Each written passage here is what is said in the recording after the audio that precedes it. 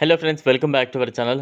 అంతర్జాతీయ currency American డాలర్కు భారతదేశం వ్యతిరేకం కాదని, బ్రిక్స్ కొత్త కరెన్సీ గురించి ఎటువంటి నిర్ణయం తీసుకోలేదని భారత విదేశాంగ మంత్రి జయశంకర్ అన్నారు.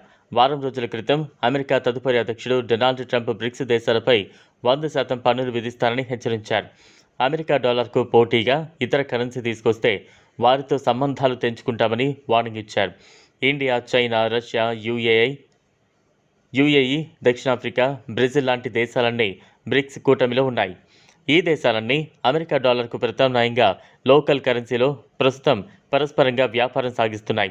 త్వరలోనే బ్రిక్స్ కోసం కొత్త కరెన్సీ తీసుకురావాలనే యోచనలు కూడా ఉన్నాయి. అయితే డాలర్కు ప్రత్యామ్నాయంగా మరో కరెన్సీ గురించి ఉపేక్షించేది లేదని ట్రంప్ ఇటీవలే ఆగ్రహాన్ని వ్యక్తం చేశారు. ఖతార్ దేశంలో జరుగుతున్న దోహా ఫోరం కార్యక్రమంలో భారత ప్రతినిధిగా జైశంకర్ పాల్గొన్నారు. ఆ కార్యక్రమంలో జైశంకర్ మాట్లాడుతూ భారత్ డాలర్కు వ్యతిరేకం కాదని, బ్రిక్స్ కొత్త కరెన్సీ ప్రారంభించేందుకు ఎటువంటి నిర్ణయం తీసుకోలేదని అన్నారు. అమెరికాతో చాలా మంచి సంబంధాలున్నాయి. ముఖ్యంగా ట్రంప్ గత పరిపాలనలో భారత్, అమెరికా మధ్య ఇరు దేశాలు దృఢమైన సంబంధాలు కలిగి ఉన్నాయి. కొన్ని వ్యాపార సంబంధిత సమస్యలు ఉన్నాయి, కానీ అవి ద్వైపాక్షికంగా కాదు. వీటన్నింటికంటే ట్రంప్ అంతర్జాతీయంగా లేవనెత్తిన సమస్యలే ఎక్కువ. నేను ఒకటి గుర్తు చేయదలుచుకుంటున్నాను. ట్రంప్ అధికారంలో ఉన్నప్పుడే క్వాడ్ దేశాలు కూటమి పునఃప్రారంభమైందని ఆయన అన్నారు. భారతదేశ ప్రధానమంత్రి నరేంద్ర మోదీ, అమెరికా తదుపరి అధ్యక్షుడు డొనాల్డ్ ట్రంప్ మధ్య వ్యక్తిగతంగానూ మంచి స్నేహ సంబంధాలున్నాయని, ఈ స్నేహమే ఇరు దేశాల మధ్య ద్వైపాక్షిక సంబంధాలకు మరింత బలం చేకూర్చుతోందని అన్నారు. మోదీ, ట్రంప్ మధ్య పర్సనల్ రిలేషన్స్ పాజిటివ్గా ఉన్నాయి. ఇక బ్రిక్స్ విషయానికి వస్తే భారత్ డాలర్కు వ్యతిరేకంగా ఎప్పుడూ లేదు. ప్రస్తుతానికైతే బ్రిక్స్ కరెన్సీ గురించి ఎటువంటి ప్రతిపాదన చేయలేదు.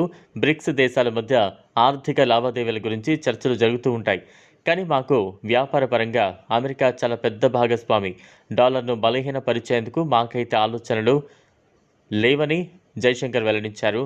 బ్రిక్స్ దేశాలు కొత్త కరెన్సీ గురించి నిర్ణయించినా లేదా ఇతర దేశాల కరెన్సీని అమెరికా డాలర్కు ప్రత్యామ్నాయంగా మద్దతు పలికినా వారందరూ అమెరికాతో సంబంధాలు తెంచుకుని మరో దేశం కోసం వెతుక్కోవలసి ఉంటుంది.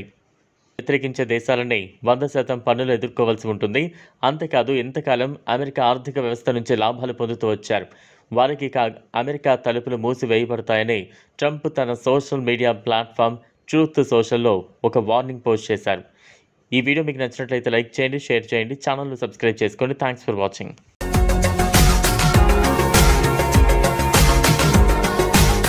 మరిన్ని అప్డేట్స్ కోసం మా ఛానల్ని